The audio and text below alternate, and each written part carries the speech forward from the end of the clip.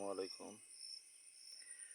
Dragon গাছের কিভাবে পরাগায়ন করতে হয় সে সম্পর্কে দেখাবো। এখন রাত্রি 10:30 বাজে। আর ধরো, তুমি মোবাইলটা ধরো, আলো ধরো।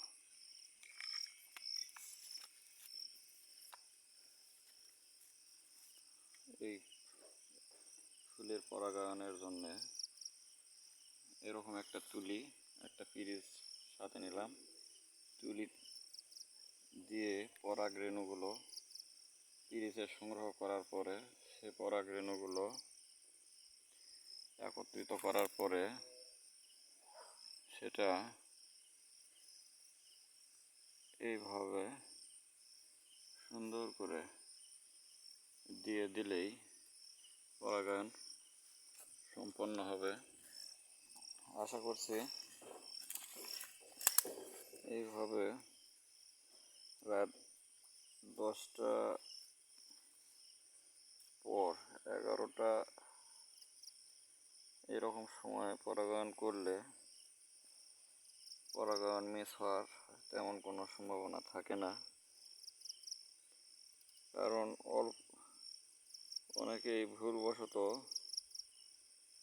অল্প রাত 8টার দিকে অথবা সন্ধ্যার পরপরই ফুল ফুটলে ফুলটা ম্যাচিউরড যদি না হয় তাহলে পরাগায়ন করলে সেটা কিন্তু ফলে পরিণত হয় না।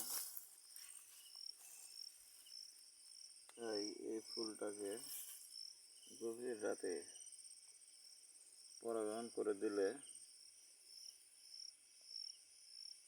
ফলটা নিষিক্তকরণ সম্পন্ন হয়।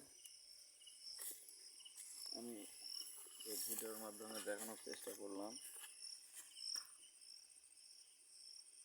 আপনাদের যারা ড্রাগন চাষ করেন বা ড্রাগন ফলের যাদের বাগান আছে অথবা যাদের গাছ আছে তারা এভাবে পরাগায়ন করবেন, তাহলে ইনশাল্লাহ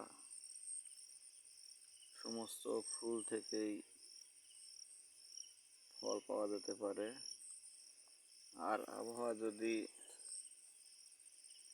ভালো থাকে, যদি এ রাতে বৃষ্টি না হয়, তাহলে পরাগ রেণুগুলো সম্পূর্ণভাবে নিষিক্তকরণ হবে।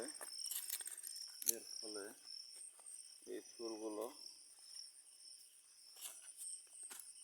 সকালবেলা যদিও এই ফুল থাকে, খোলাই থাকে, কিন্তু তারপরেও ফুলটার টাইম শেষ হওয়ার কারণে তখন আর নিষিক্তকরণ করে দিলে ফল হওয়ার সম্ভাবনা থাকে না। আসসালামু আলাইকুম। আমি এখানে বিদায় নিচ্ছি। আমি মোহাম্মদ মোয়াজ্জেম হোসেন। আমার সাথে সহায়তা করতেছে আমার ছেলে, নাম তারিক। আপনারা সবাই দোয়া করবেন। ভিডিও কেটে দেন।